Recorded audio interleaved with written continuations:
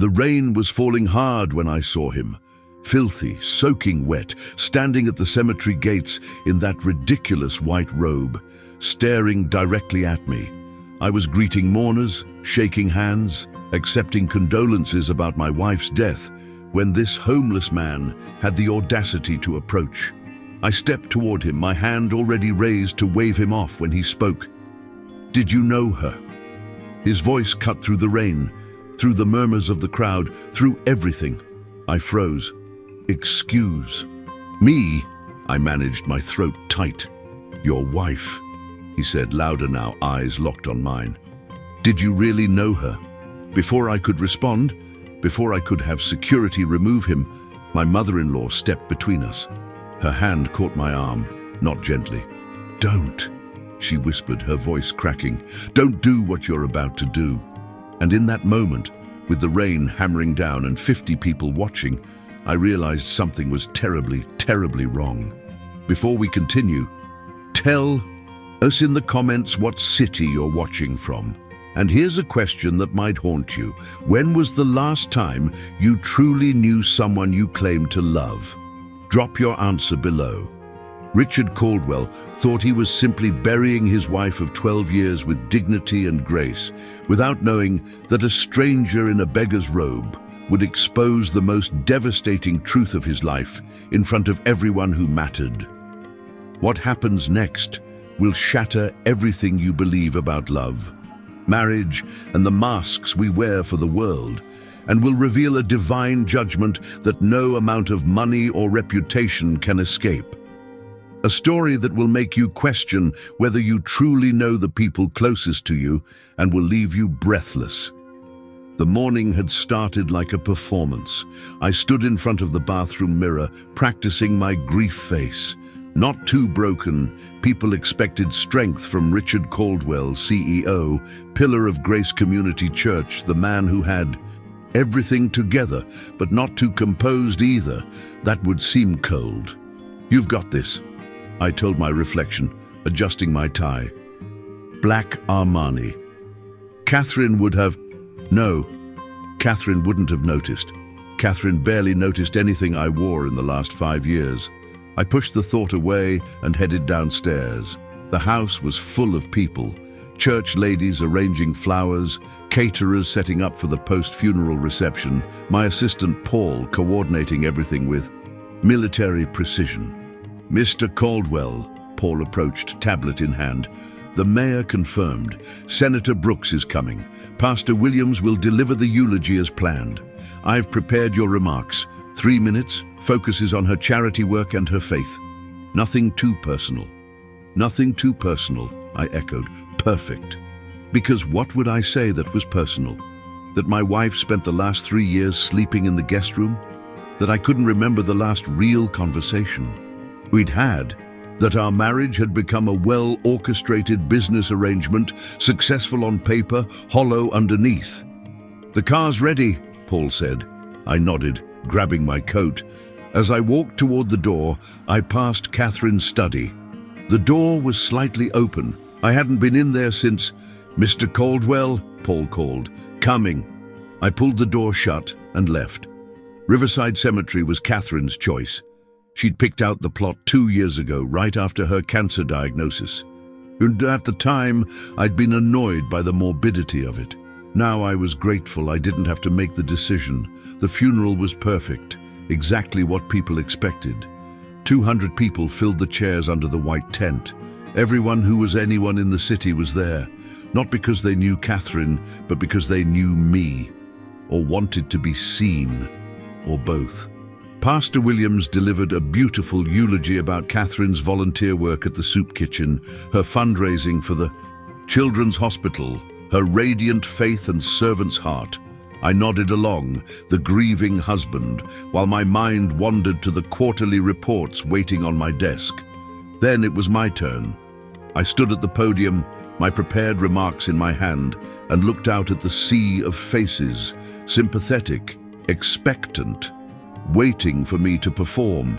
Catherine was... I began, my voice catching perfectly on cue. She was the heart of our home, the light of our church community, a woman of extraordinary grace, and that's when I saw him, at the edge of the cemetery beyond the last row of chairs, standing in the rain that had just started to fall, a man in a white robe, filthy, soaked through, barefoot in the mud, staring directly at me. I stumbled over my next words. Security hadn't removed him yet. Unacceptable. I made a mental note to... He started walking toward us. Several people turned to look. A murmur rippled through the crowd. I kept speaking, faster now, wanting to finish before this became a scene. And though we grieve, we know she is in a better place, free from pain, welcomed into the arms of... Stop! The word wasn't shouted, but somehow it cut through everything. I looked up. The man in the white robe was now standing just outside the tent, rain streaming down his face and beard. His eyes. There was something about his eyes. They were impossibly kind and impossibly sad at the same time. "I'm sorry," I said coldly, "but this is a private service. Security, please." "Did you know her?" he asked. The crowd went silent. "I beg your pardon," I said, my hands gripping the podium. "Your wife." He took a step closer. Water pooled at his feet. "Did you really know her?" Anger flashed hot in my chest. "How dare you? Get him out of here!" "Mr. Caldwell," the man said quietly, "when was the last time you had a real conversation with Catherine?" Something cold slid down my spine. "What is this?" I looked at the security guards, who seemed frozen. "Remove him now." But before they could move, my mother-in-law stood up. Eleanor, Catherine's mother. She was staring at the man with an expression I couldn't read. "Eleanor," I said, trying to sound gentle, "it's okay. He's just a what?" she asked, her voice sharp. "Just a what, Richard?" She walked toward the man in the white robe. The crowd watched, mesmerized. "You see him, don't you?" Eleanor said, not to me, to the man. He nodded slowly. "See what?" I demanded, stepping down from the podium. "Eleanor, you're in shock. Let me..." "Don't touch me." Her voice cracked like a whip. She turned to face me and I saw tears streaming down her face. "Don't you dare touch me. Not after what you did to her." The world tilted. What I did? I loved Catherine. I gave her everything. Everything? Eleanor's laugh was bitter. "You gave her a house she lived in alone, money she spent to feel less empty, a marriage. That was a performance for your career. That's not..." I looked around at the crowd. Everyone was staring. Senator Brooks, the mayor, Pastor Williams, my entire board of directors. "This is inappropriate. You're grieving and..." "Tell them," Eleanor said to the man in the white robe. "Tell them what you told me." He stepped forward into the tent. Water dripped from his robe onto the carpet. "I met Catherine 3 months ago," he said quietly, "at the soup kitchen where she volunteered. She served me food. We talked." "So what?" I snapped. "She talked to a lot of people. That was her ministry." "She talked to me for 3 hours," he said. "Every Tuesday for 3 months. She told me things she'd never told anyone. About her loneliness, her fear, her regret." My face burned. "You expect me to believe my wife confided in a homeless man?" "Why not?" he asked simply. "You weren't listening." The crowd gasped. I felt my control slipping. "This is absurd. Eleanor, I don't know what he's told you, but he told me the truth." Eleanor's voice broke. "The truth my daughter was too ashamed to tell anyone. That you haven't touched her in 3 years. That you sleep in separate rooms. That you only appear together in public. That she was dying of loneliness before the cancer ever came." The silence was deafening. "That's..." I looked around frantically. "That's a private matter between husband and wife. It's not..." "When was her last chemo appointment?" the man in the white robe asked. I froze. "What?" "Your wife's last chemotherapy appointment. When was it?" I stared at him. My mind raced. I was traveling. For business. Paul managed the schedule." "September 14th, Eleanor said flatly. 3 weeks ago I took her. Because you were in Dubai for a conference. I had to, the company needed. When did she lose her hair? The man asked. My throat closed. I tried to remember. She wore scarves. She looked beautiful in July, Eleanor said. She lost her hair in July. She cried for 2 days. I held her. Her sister held her. You were in New York. Stop, I whispered. What was her favorite flower? The man asked. Roses, I said automatically. Everyone knows she loved sunflowers, Eleanor said, her voice heavy with grief. She loved sunflowers because they turn toward the light. She told you that on your first date. You gave her roses anyway. Around me, people were shifting in their seats. I heard whispers, saw looks of pity, of judgment. What was she afraid of? The man asked. Being forgotten, Eleanor answered. She was terrified that when she died, no one would remember the real her. Only the version Richard created, the perfect wife, the devoted volunteer, the woman who smiled for cameras and never complained. That's not fair, I said, and I was shocked to hear my voice breaking. I did my best. I provided everything except yourself, the man in the white robe said gently. You gave her everything but what she needed most. Your time, your attention, your heart. I looked at Catherine's casket, covered in roses, the flowers I'd ordered, the flowers she never wanted, and something inside me cracked. I loved her, I whispered. Did you? The man asked. Or did you love the idea of her? The successful marriage, the respectable image, the perfect accessory to your perfect life? My voice failed. Eleanor stepped closer to me. Her eyes were red but fierce. She left something, she said. She made me promise not to give it to you until after the funeral. She said she didn't want to ruin your moment. She pulled an envelope from her purse and held it out. Even dying, Eleanor said. She was worried about protecting your reputation. My hands shook as I took it. My name was written on the front in Catherine's handwriting. Shaky, weak, but unmistakably hers. Read it, the man in the white robe said. Read what she wanted you to know. I opened the envelope. Inside was a single page. Richard, if you're reading this, I'm gone. And you're probably giving a beautiful speech about how much you loved me, how wonderful our marriage was, how blessed you were to have me. It's okay. I know you have to maintain the image. It's what you do best. But I want you to know the truth I was too afraid to say when I was alive. I've been lonely for so long, so impossibly lonely.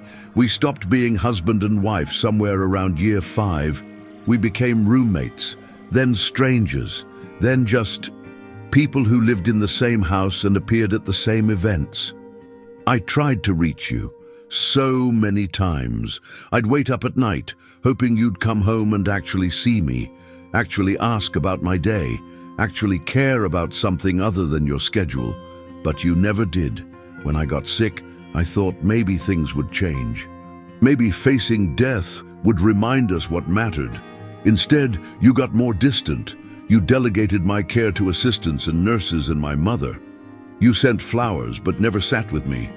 You asked about my treatment schedule but never asked how I was feeling.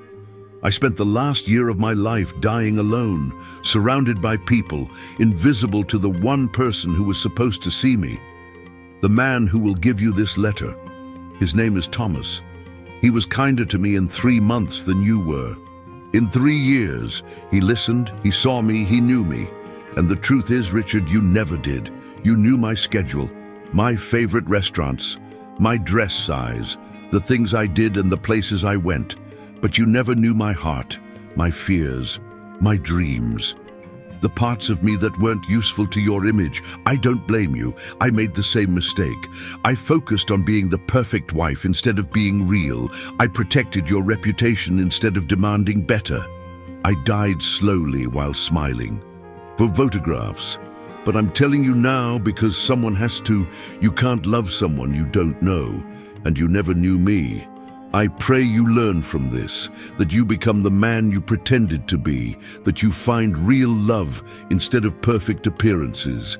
I pray you discover that people aren't accessories to your success. We're souls. Complicated, messy, beautiful souls who need to be seen. I forgive you, Richard. But more importantly, I hope you forgive yourself. And then I hope you change. Catherine. The letter fell from my hands. I couldn't breathe. The world was spinning. All around me, 200 people sat in absolute silence, watching me unravel. No, I whispered. No, I did love her. I did. But even as I said it, I couldn't remember. Couldn't remember the last time I'd asked about her day. Really asked. Couldn't remember the last time I'd held her hand. Really held it. Couldn't remember the last time I'd looked into her eyes and actually seen her, instead of just seeing my wife, the role she played in my life. I killed her, I said, the words escaping before I could stop them. No. The man in the white robe stepped closer. The cancer killed her body. But you're right about one thing, you killed something long before that. I looked up at him through tears. What? Her hope, he said gently. Her hope that love could be real, that she mattered beyond what she could do for you, that she was worth knowing, not just having. I fell to my knees in the mud, the rain soaking through my expensive suit, and I wept. Great, ugly, gasping sobs that I'd been holding back for years. All around me, the perfect funeral fell apart. People stood, some left, some stayed and cried with me. Pastor Williams knelt beside me, his hand on my shoulder. Eleanor stood frozen, tears streaming down her face, and the man in the white robe watched with those impossibly sad, impossibly kind eyes. What do I do? I asked him, my voice raw. How do I fix this? You can't, he said simply. Catherine is gone. You don't get to fix this. The words were a knife in my chest. Then what? I demanded. What's the point of any of this? He knelt down in the mud beside me, his white robe filthy and torn. You learn, he said quietly. You change.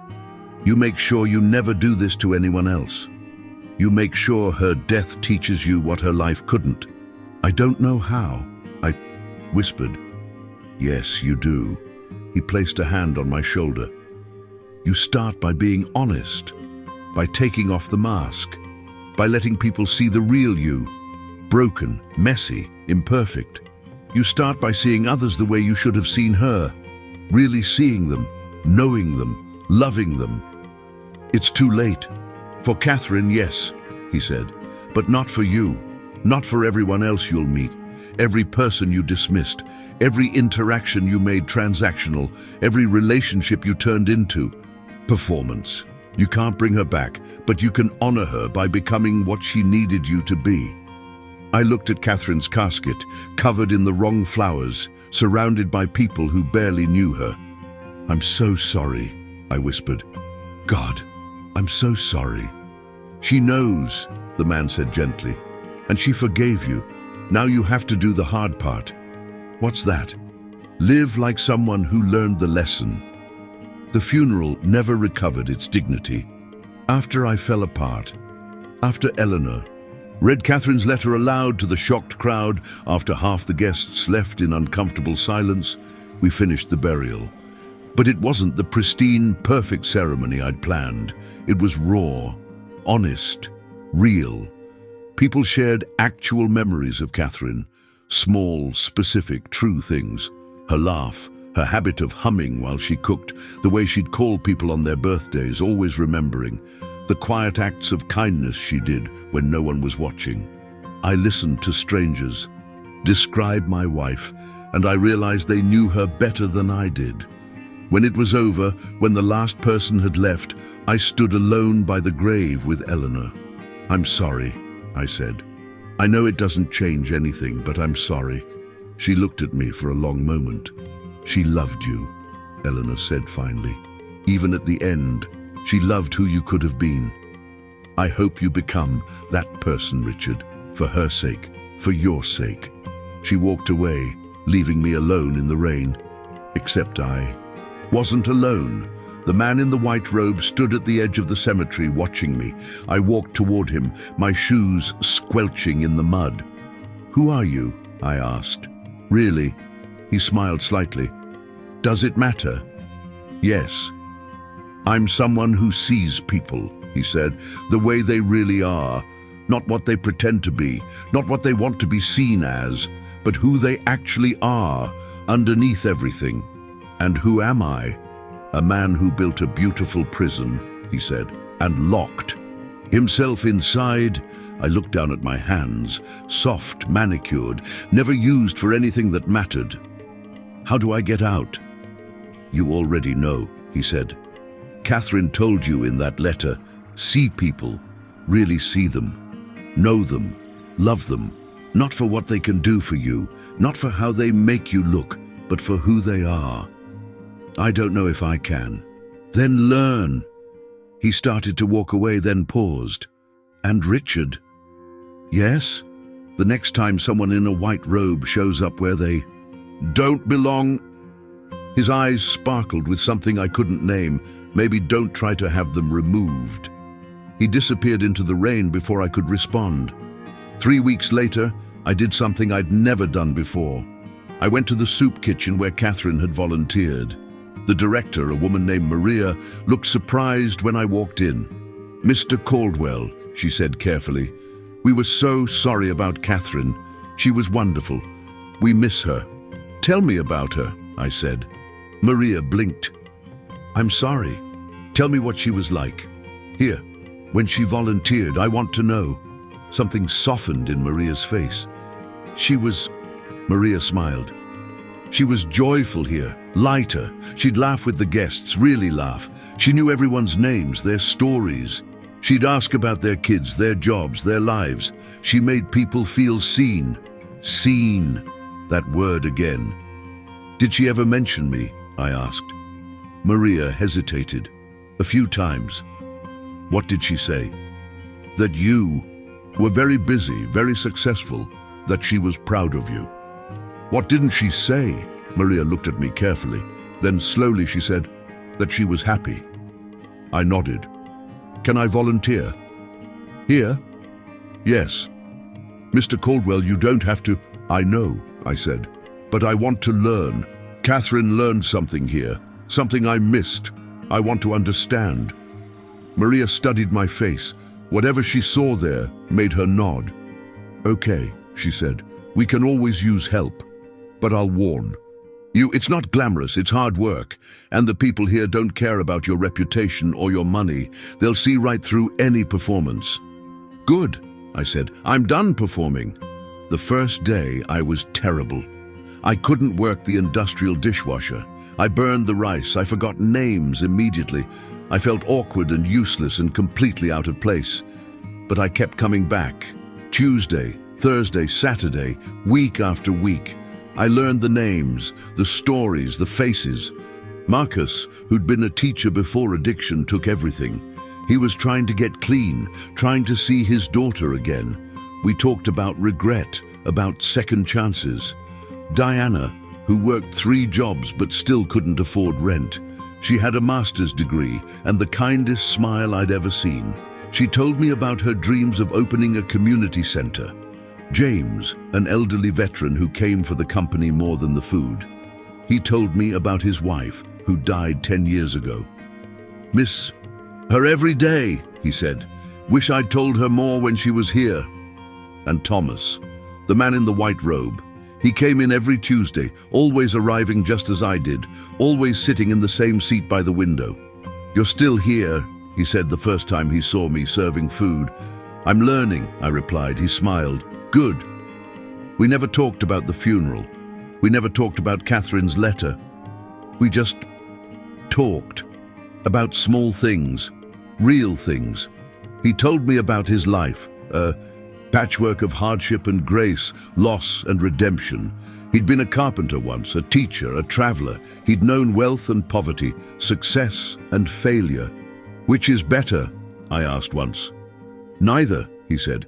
They're both distractions from what matters. Which is? Love, he said simply. Real love, the kind that sees people, knows them, serves them. The kind that isn't about what you get, but what you give. I thought about that constantly. 6 months after Catherine's funeral, I made a decision. I stepped down as CEO. The board was shocked. My colleagues thought I was having a breakdown. The media speculated about scandals, but I didn't care.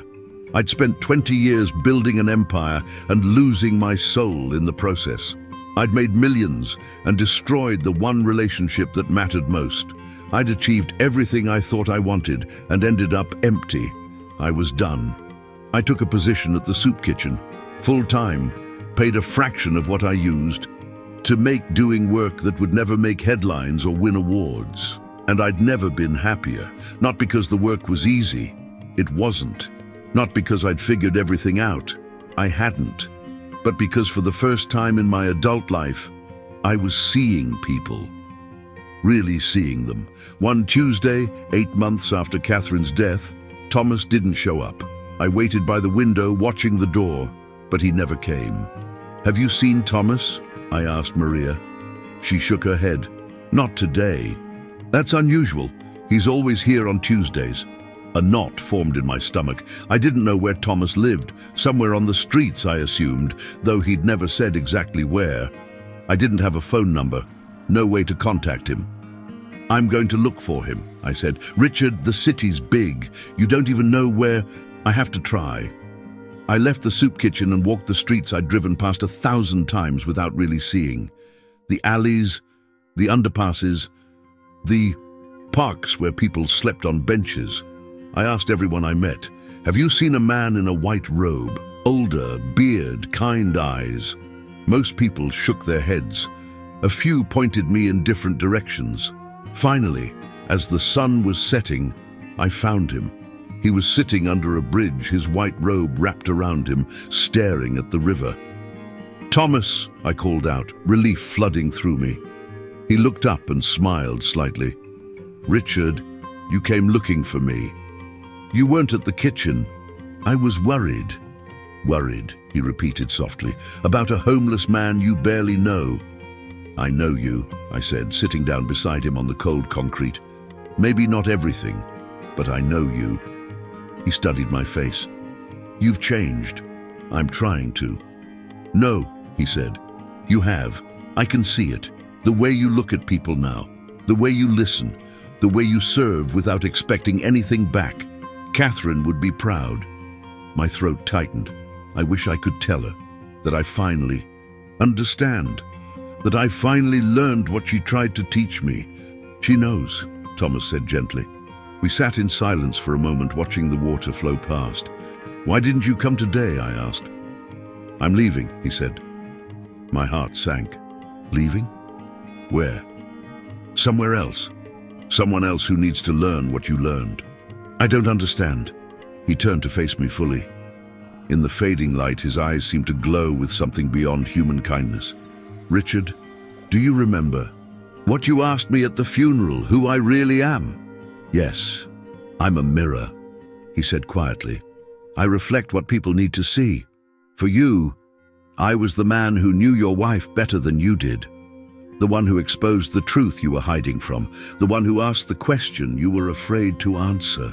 "Did you know her?" I whispered. "Really?" He smiled. "I know everyone, Richard. Every heart, every hidden pain, every secret loneliness. I knew Catherine's heart, and I know yours." "Then you know I'm sorry. You know I'd give anything to go back." "You can't go back," he said firmly, "but you can go forward. You can take what you learned and live differently, love differently, see differently." "Is that enough?" "It's everything," he said. "One person who truly sees others, who truly loves without condition, who truly serves without agenda, that person changes the world. That person reflects the divine." "I'm not divine," I said. "I'm just a man who failed." "You're a man who learned," Thomas corrected. "And now you're a man who teaches others by how you live. That's redemption, Richard. Not perfection, not erasing the past, but transforming the future because of what the past taught you. He stood up, brushing off his robe. "Wait," I said, standing with him. "Will I see you again? Do you need to?" I thought about that, really thought about it. "No," I said finally. "I know what I need to do." "Then you've graduated." He placed a hand on my shoulder. "Go and do it. See people, know them, love them. Make sure no one else dies feeling invisible. Make sure no one else lives the way Catherine lived, lonely in a crowd, unseen by the one who should have seen her most." "I will," I promised. "I know." He started to walk away, then paused. "Oh, and Richard." "Yes?" "The next time someone asks if you really knew someone you love," his eyes sparkled, "make sure the answer is yes." He walked into the gathering. Darkness, his white robe glowing faintly in the dusk, and then he was gone. I stood there for a long time, watching the place where he'd disappeared, and I felt something I hadn't felt in years. Peace. 2 years later, I stood in front of a different crowd, not at a funeral, not at a corporate event, not at a church service designed to impress. At the soup kitchen's new community center, the one Diana had dreamed about, the one we'd built together with donations I'd quietly arranged and work I'd done with my own hands. 50 people filled the room. Homeless individuals who'd become friends, volunteers who'd become family, people I knew, really knew, their names, their stories, their hearts. "I want to tell you about my wife," I said, and my voice was steady. "Her name was Catherine, and for most of our marriage, I didn't know her. I told them the truth, all of it. The loneliness, the distance, the performance, the devastating letter, the funeral where everything fell apart. I thought love was providing," I said. "A house, money, security, status. I thought if I gave her everything material, that was enough. But I never gave her what she actually needed. My time, my attention, my heart. I never really saw her, never really knew her." People listened in silence. "She died feeling invisible to the one person who should have seen her most. And I have to live with that. I can't fix it. I can't go back. I can't tell her I finally understand." I paused, looking around the room at faces I'd learned to see. "But I can honor her by living differently, by making sure I never make that mistake again, by seeing every person I meet, really seeing them, by knowing people, not just knowing about them, by loving without agenda, without performance, without expecting anything back." Marcus nodded from the front row. Diana wiped her eyes. James smiled his gentle smile. "This center," I continued, "is named Grace House. Because that's what Catherine taught me, even in death, that grace means seeing people the way God sees them, fully, completely, without judgment. It means knowing them, valuing them, loving them not for what they can do for us, but for who they are." I looked at the empty chair by the window, the one where Thomas used to sit. Someone once asked me if I really knew my wife. The answer destroyed me, but it also saved me, because it forced me to ask a bigger question. Do I really know anyone? Do I really see the people right in front of me? Or am I just performing my way through life, collecting relationships like achievements, never going deep enough to actually connect? I stepped down from the small platform and stood among them. I don't want to live that way anymore. I don't want any of us to live that way. So this center is a place where people are seen, known, valued, where no one is invisible, where everyone matters, where love is real, not performed. The room erupted in applause. Afterward, as people mingled and ate and laughed, Maria approached me. "Catherine would be proud," she said. "I hope so," I replied. "I'm trying to become the man she needed me to be, even if it's too late for her. Maybe it's not too late for everyone else." "It's not," Maria said firmly. "You've changed so many lives here, Richard, including your own." I looked around the room at Marcus, 2 years sober, working as a counselor now, At Diana, running. Programs at Grace House, her master's degree finally put to use. At James, surrounded by younger veterans he mentored. At all the people I'd learned to see. I'm the one who's been changed, I said quietly. That night I did something I'd been avoiding for 2 years. I went into Catherine's study. I'd left it exactly as it was the day she died. Her books on the shelves, her papers on the desk, her reading glasses folded on top of a journal. I picked up the journal carefully. I'd never read it before. It felt like an invasion of privacy even now, but tonight I needed to know her, really know her, even if it hurt. I opened to a random page. Richard came home late again. I'd made dinner, his favorite, but he ate it standing up, checking his phone, barely tasting it. I asked about his day. He gave me the highlights, the deals, the meetings, the successes. I wanted to tell him about the woman I met at the soup kitchen today. Sarah. She's dying like me, but she has no one, no family, no friends, just strangers who serve her food once a week. I wanted to tell him how scared I am, how the chemo makes me feel like I'm disappearing, how I look in the mirror and don't recognize myself. But he was already heading to his office, already moving on to the next thing, so I didn't say anything.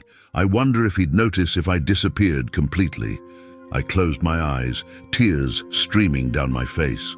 I turned to another page. July 3rd. My hair is gone, all of it. I cried in the shower for an hour. Mum came over, she held me. She told me I was beautiful. She meant it. Richard is in New York. He sent flowers, roses, always roses. I hate roses. I wanted him. Not flowers, not a card, not a text saying he'd be home soon. Just him, here, holding me, telling me it's okay, that I'm still me, that he still sees me. But he's not here. He's never here. I'm dying, and I'm doing it alone.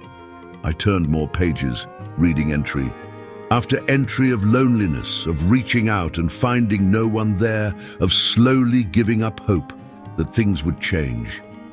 And then I found the last entry, written 3 days before she died. August 28th. I met someone today, a homeless man named Thomas. He comes to the soup kitchen every Tuesday. We talked for 3 hours. He asked me questions no one else asks. How I'm really feeling, what I'm afraid of, what I wish I'd done differently. I told him everything about Richard, about our marriage, about dying alone in a house full of people. He listened, really listened, like every word mattered. When I finished, he said something I'll never forget.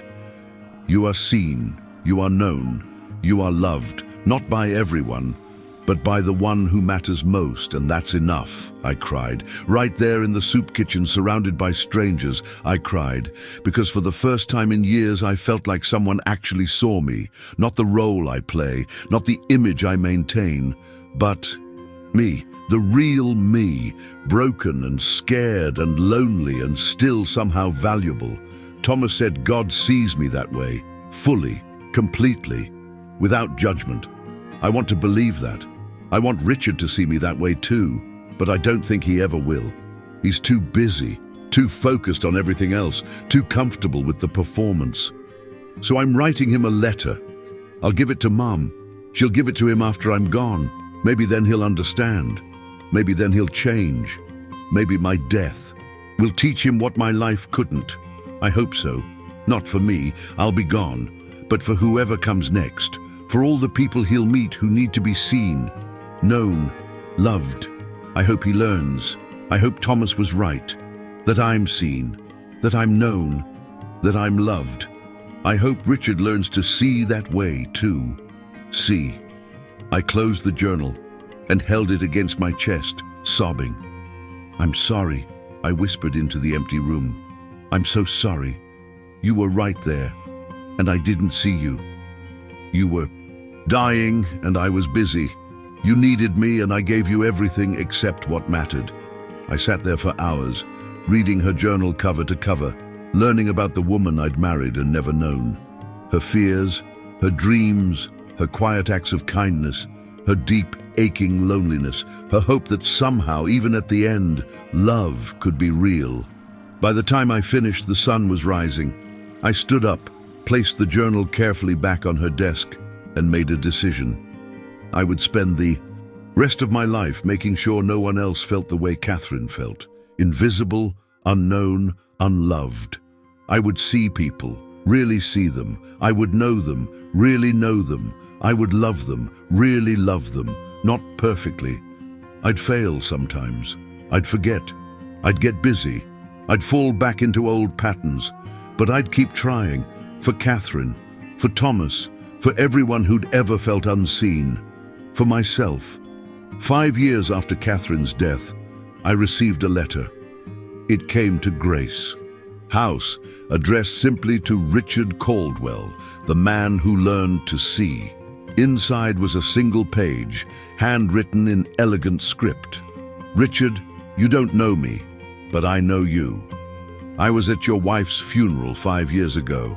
I was one of the people who left early, uncomfortable with the scene, judging you for falling apart in public. I thought you were weak, unprofessional, a man who couldn't handle grief with dignity. I was wrong. Last month, my husband died, and as I stood at his funeral, giving a perfect speech about our perfect marriage, I realized something terrible. I didn't know him. I knew his schedule, his preferences, his routines, but I didn't know his heart, his fears, his dreams, the parts of him that weren't convenient or comfortable. We'd been married 30 years, and I didn't really know him. I remembered your funeral, your wife's letter, the man in the white robe who asked if you really knew her, and I realized I was you. 5 years ago, you, before you learned. So I'm writing to ask, how do I change? How do I learn to see people? How do I make sure I don't spend the rest of my life sleepwalking through relationships, collecting people without knowing them? How do I become the person you became? Please, I don't want to live the way I've been living. I don't want to die the way my husband died, lonely, unseen, unknown. Help me learn what you learned. Margaret. I read the letter 3 times. Then I sat down and wrote back. Margaret, thank you for your honesty. It takes courage to admit what you admitted. You asked how to change. Here's what I've learned. Start small. Today, have one real conversation. Not about schedules or tasks or surface things. Ask someone how they're really feeling, then listen. Really listen. Don't plan your response. Don't check your phone. Just listen. See one person. Really see them. The cashier at the grocery store, the person who cleans your office, the neighbor you usually ignore. Look at them. Learn their name. Acknowledge their humanity. Love one person without agenda. Do something kind without expecting anything back. Not for recognition, not for reward. Just because they're a person and they matter. Do that today, then do it again tomorrow, and the next day, and the next. It won't fix everything. It won't bring back your husband. It won't erase the years of distance, but it will change you, slowly, gradually, one real moment at a time. And eventually, you'll look back and realize you're not the same person you were. You'll realize you've learned to see, to know, to love. That's redemption, Margaret. Not perfection, not erasing the past, but transforming the future because of what the past taught you. Start today. Start small. Start real. And if you need help, come to Grace House. We're a community of people learning to see. You'd fit right in. Richard P.S. The man in the white robe was right. About everything. I don't know who he was. Angel, prophet, divine messenger, or just a homeless man with uncommon wisdom. But he was right. We don't really know the people we claim to love. We know about them. We know their roles, but we don't know them. Change that. Starting now, it's the most important thing you'll ever do. I mailed the letter and went back to work. 10 years after Catherine's death, Grace House had expanded to 3 locations. We served over 500 people a day. We had job training programs, addiction recovery support, mental health counseling, and housing assistance. But more than that, we had community, real community, where people were seen, known, loved. I was in the kitchen one Tuesday, always Tuesday, Catherine's Day, when Maria approached me. "Richard, there's someone here to see you." "Who?" She wouldn't say, just asked for the man who learned to see. I wiped my hands and walked to the dining area. A young woman stood by the window, Catherine's window, the one where Thomas used to sit. She was maybe 30, dressed professionally, holding a worn notebook. "Mr. Caldwell?" she asked. "Just Richard," I said, extending my hand. "How can I help you?" She hesitated, then opened the notebook. Inside was a photograph, old, faded, but unmistakable. Thomas, the man in the white robe. My heart stopped. "Where did you get that?" I whispered. "My grandmother," she said. "She died last month. I was going through her things and found this photo, along with journals. Dozens of journals, all about a man who appeared in her life when she needed him most. A man who asked her questions that changed everything." "What kind of questions?" "Do you really know your husband? Do you really see your children? Do you really love the people you claim to love?" She looked at me intently. She wrote that he appeared at my grandfather's funeral, that he exposed truths no one wanted to face, that he changed her entire life. I sank into a chair, my legs suddenly weak. "When?" I asked. "When did this happen?" 30 years ago, she said. 1995. My grandmother's name was Eleanor. Eleanor, Catherine's mother. "Your grandmother was Eleanor Mitchell?" "Yes." "You knew her?" "She was my mother-in-law," I said quietly. "She died 5 years ago. We'd reconciled by then. She told me once that she understood what I'd learned because she'd learned it too, but she never told me how." The young woman sat down across from me. "According to her journals, a man in a white robe appeared at my grandfather's funeral. He asked her if she really knew him. She said no. She'd been married 40 years and realized she didn't know her husband's heart, his fears, his dreams, just his routines." "What happened?" "She changed," the woman said simply. "She spent the last 15 years of her life, after my grandfather died, learning to really see people. She volunteered. She listened. She loved without agenda. She became different, better, real." She pulled out another photograph. This one showed Eleanor, older, surrounded by people at what looked like a community center. "She opened a place like this," the woman continued, "in another city, called it Mercy House. She said she was honoring someone who taught her to see, someone in a white robe who asked the right question at the right time." I stared at the photograph, tears blurring my vision. "She never," "and told me," I whispered. "She never told me she'd met him too. Maybe she didn't need to," the woman said gently. "Maybe she saw that you'd learned the same lesson, that you'd met the same teacher." "Who is he?" I asked. "Really?" She smiled slightly. "My grandmother had a theory. She wrote it in her last journal entry, right before she died. She flipped to the final page and read aloud.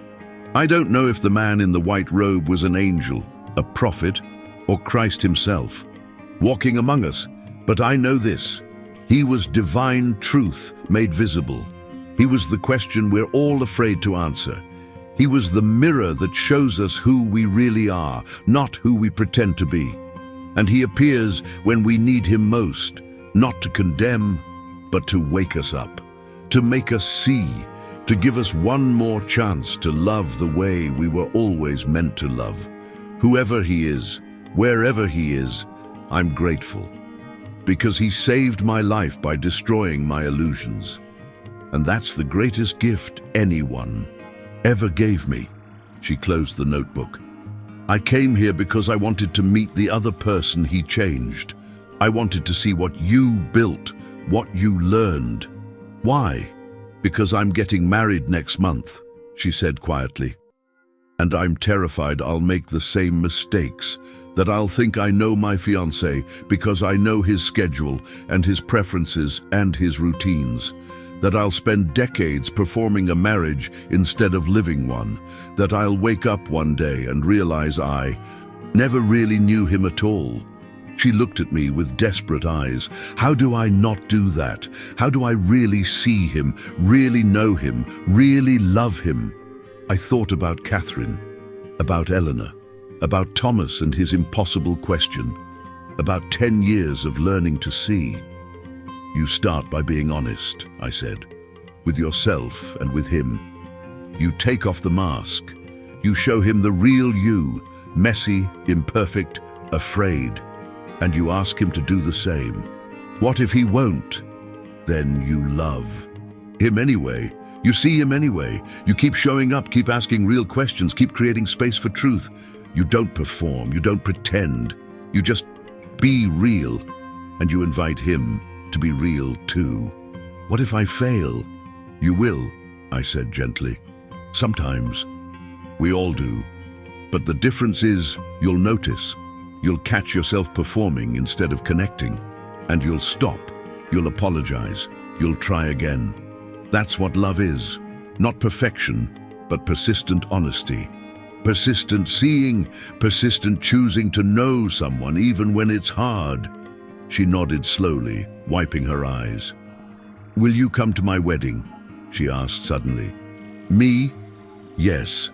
I want someone there who understands, who learned the lesson, who can remind me if I start to forget what really matters. I smiled. I'd be honored. 3 months later, I stood in a small church watching Eleanor's granddaughter, her name was Grace appropriately, marry a man who looked at her like she was the only person in the world. During the ceremony, the pastor asked them to make promises, not the traditional vows, something different. Do you promise to see each other? The pastor asked. Really see each other? Not just the roles you play or the image you project, but the real person underneath? I do, they said together. Do you promise to know each other? To ask real questions and listen to real answers? To go deeper than schedules and preferences and routines? I do. Do you promise to love each other without agenda, without performance, without keeping score? To love the way you were created to love, fully, honestly, sacrificially? I do. Then by the grace of God, who sees us fully and loves us completely, I pronounce you husband and wife. The church erupted in applause. As I watched them kiss, I felt a presence beside me. I turned, an empty seat. But for just a moment I could have sworn I smelled rain and earth. Could have sworn I saw a flash of white. Could have sworn I heard a voice whisper, "Well done." I smiled and whispered back, "Thank you." That night, I went to the cemetery. I hadn't been back since the funeral. Couldn't face it. Couldn't face the roses and the perfect headstone and the memory of who I'd been that day. But tonight, I needed to go. I brought sunflowers, a huge bouquet of them. I placed them on Catherine's grave and sat down in the grass. "Hi," I said quietly. "I know it's been a long time. I'm sorry. I was ashamed of who I was, of what I did to you, of how long it took me to understand." The wind rustled through the trees. "But I wanted you to know. I learned, finally. I learned what you tried to teach me. I learned to see people, really see them. I learned to know them, really know them. I learned to love them, really love them." I traced her name on the headstone. "I built something in your honor, Grace House. It's a place where people are seen, where no one is invisible, where love is real, not performed. Hundreds of people have been through there. Hundreds of lives changed because of what you taught me, because of what your death made me finally understand." Tears streamed down my face. "I wish I could have learned it while you were alive. I wish I could have been the husband you needed. I wish I could have seen you, known you, loved you the way you deserved." I paused, looking up at the stars. "But I can't change the..." Past. I can only honor it by living differently, by making sure your loneliness wasn't meaningless, by making sure your death taught me what your life couldn't. I stood up, touching the headstone one last time. I love you, Catherine. The real you. The one I never took time to know. The one who loved sunflowers and hated roses. The one who was lonely and scared and brave and kind. I love you. And I'm sorry I didn't say it enough when you could hear it. I turned to leave. Then stopped. There, at the edge of the cemetery, stood a figure in white. My heart raced. "Thomas!" I called out. The figure didn't move, didn't speak, just stood there, watching. I walked toward him, my steps quickening, but as I got closer, the figure seemed to fade, like mist, like light, like something not quite solid. "Wait," I said. "Please, I need to know. Who are you? Really?" The wind picked up, carrying a voice. Or maybe just a memory of a voice. "You already know." "Oh, don't," I insisted. "Are you an angel, a prophet? Are you—" "I'm the question you needed to answer," the voice said. "I'm the truth you needed to face. I'm the mirror that shows you who you really are. I'm the grace that gives you one more chance. But who? I'm in every person you see, every stranger you serve, every soul you choose to know. When you see them, you see me. When you love them, you love me. When you honor them, you honor me." The figure was almost transparent now, barely visible in the moonlight. "Don't look for me in white robes and miracles," the voice continued. "Look for me in the faces of the forgotten, the voices of the invisible, the hearts of the lonely. That's where I've always been. That's where I'll always be." "Will I see you again?" I whispered. "Every day," the voice said, "if you have eyes to see." And then he was gone. I stood there alone in the cemetery, the wind dying down, the night growing quiet, and I understood. Thomas wasn't just a man. He was a messenger, a teacher, a living question. He was the divine breaking into my comfortable, performative life and demanding I wake up. He was grace, uncomfortable, inconvenient, transformative grace that refused to let me stay asleep.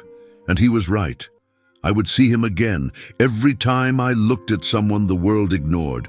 Every time I listened to someone the world dismissed. Every time I loved someone the world forgot. He was there, in them, in the least of these.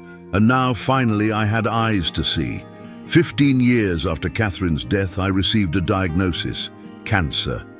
Stage 4, 6 months, maybe less. I wasn't afraid. I'd lived more in the last 15 years than I had in the 50 before them. I'd seen people, known people, loved people, really loved them. I'd built something that would outlast me. Grace House would continue. The people I'd trained would carry on the work. The lesson would spread. I'd learned what Catherine tried to teach me, what Thomas demanded I understand, that love isn't about what you have or what you give or what you achieve. It's about seeing, knowing, being present, being real. It's about taking off the mask and inviting others to do the same.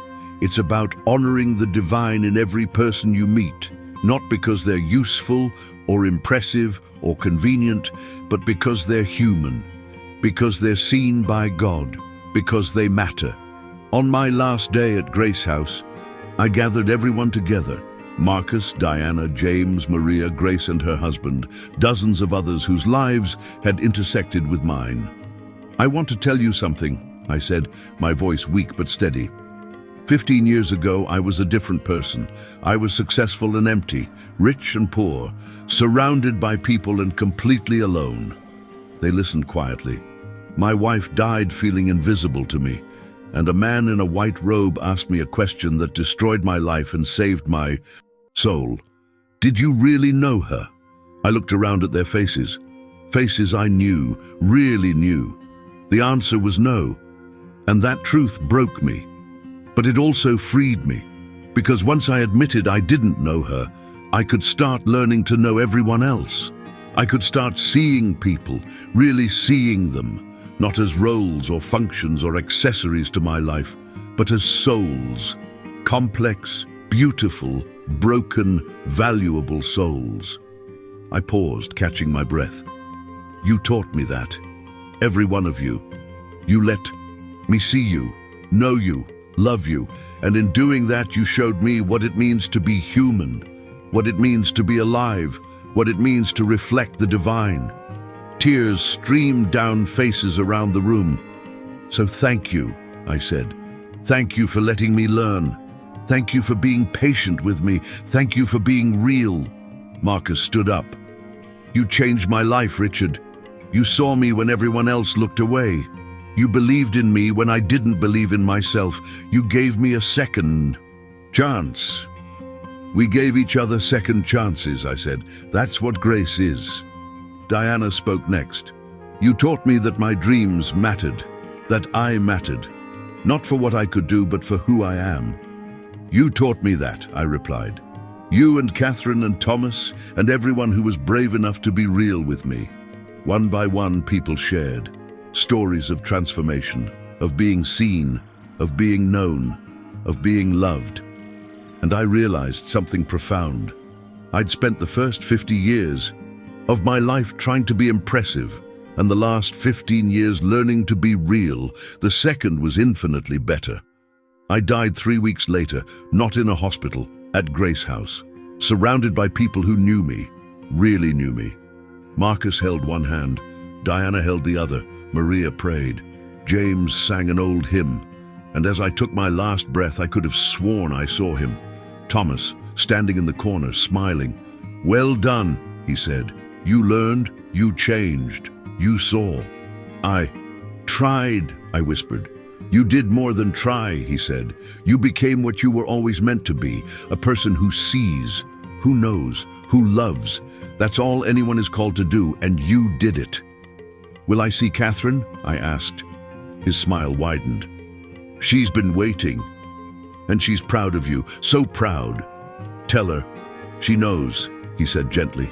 She knows everything, and she forgives everything, and she loves you, the real you, the one you finally became. The room was fading.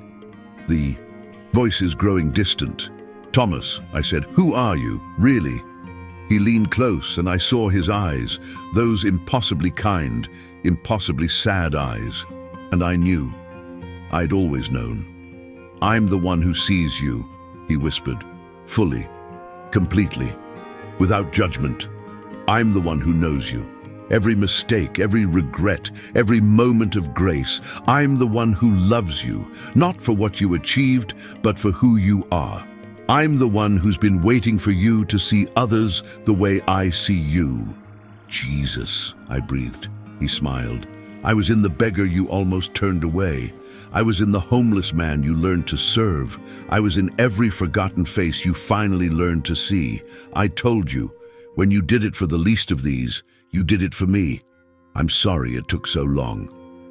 You learned, he said simply. That's all that matters. You learned and you changed and you taught others.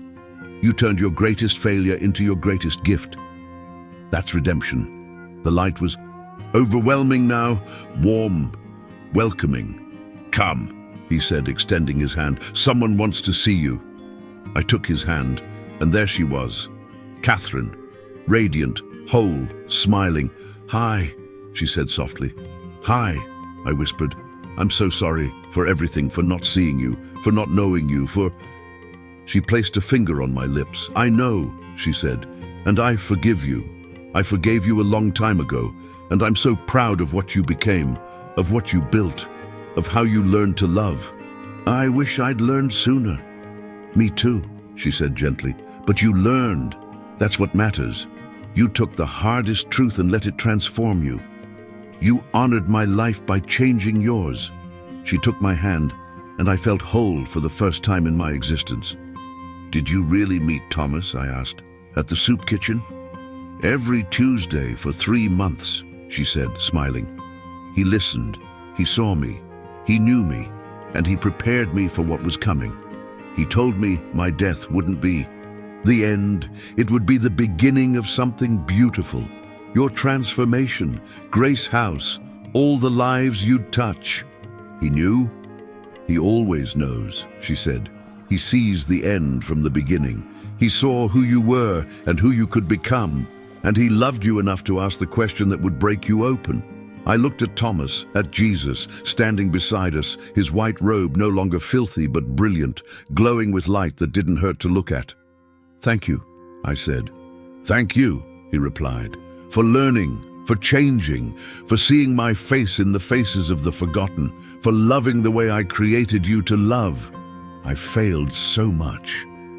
"You're human," he said simply. "Failure is part of the journey. What matters is whether you learn from it, whether you let it transform you. You did. And because you did, hundreds of others learned too. That's how my kingdom works.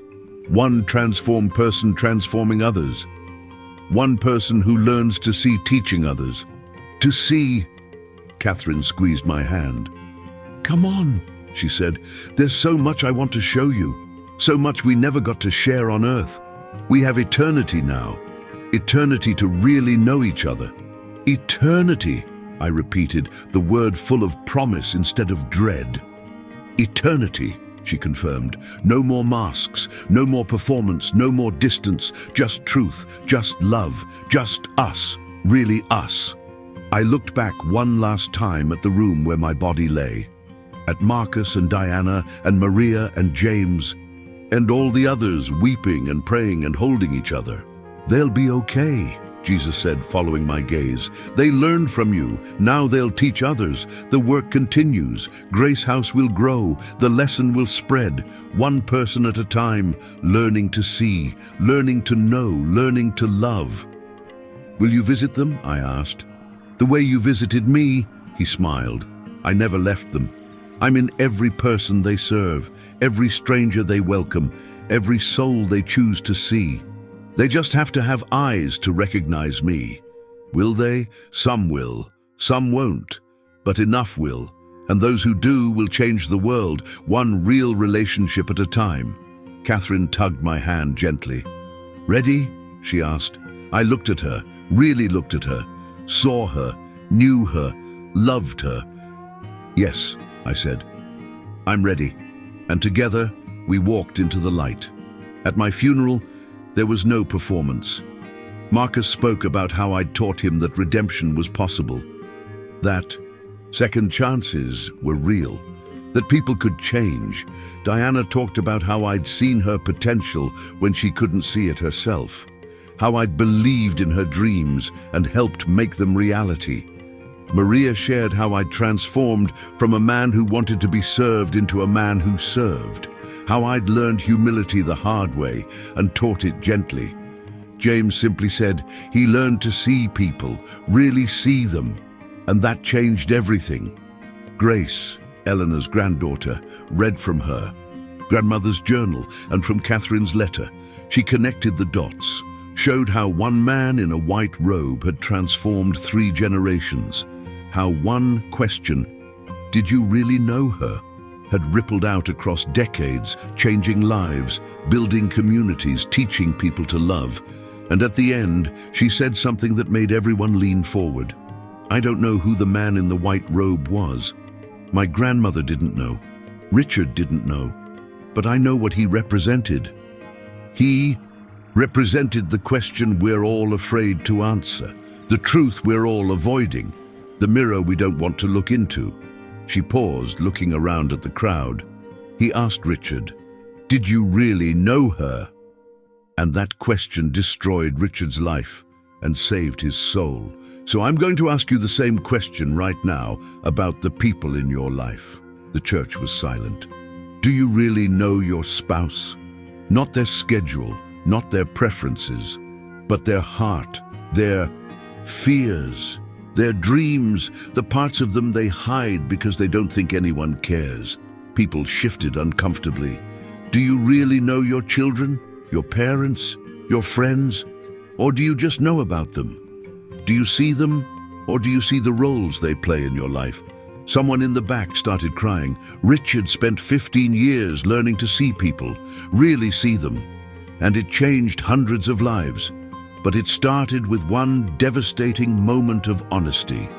One moment of admitting he didn't know the person he claimed to love most. Grace closed the journal. So here's my challenge. Here's Richard's legacy. Here's the lesson the man in the white robe came to teach.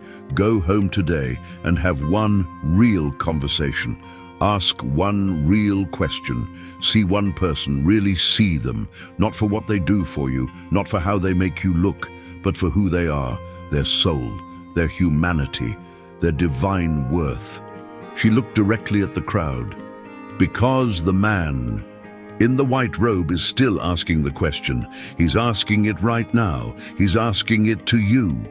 Do you really know them? Do you really see them? Do you really love them? Answer honestly, and then do something about it.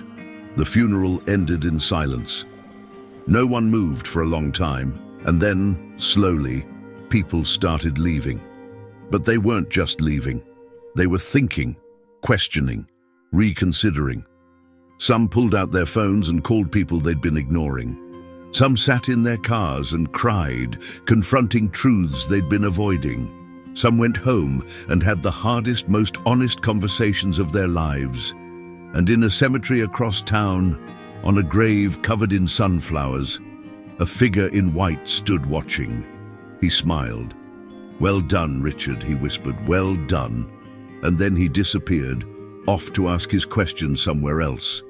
To someone else who needed to wake up, to someone else who needed to learn to see. Because the work was never finished, the question was never fully answered, and grace was always, always available. For those brave enough to face the truth, for those humble enough to admit they didn't know, for those willing enough to change. This story, while fictional, reflects a truth we all face. How easily we can live alongside people for years, even decades, and never truly know them. It was created not to deceive, but to make us reflect on the moments when we chose convenience over connection, performance over presence, image over intimacy. When was the last time you had a real conversation with someone you love? When did you last ask about their fears, their dreams, their hidden pain? Or have you been so busy managing schedules and maintaining appearances that you've forgotten to actually see the people right in front of you? Today, choose one person in your life and really see them. Not what they do for you, not the role they play, but who they are.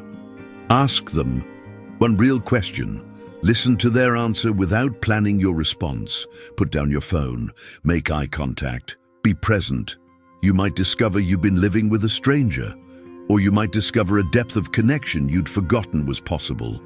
Either way, you'll be practicing the kind of love that changes everything, the love that sees, knows, and values people simply because they're human, because that's where grace lives. In the space between who we pretend to be and who we really are. In the courage to see and be seen. This is a story from Hidden Grace Stories.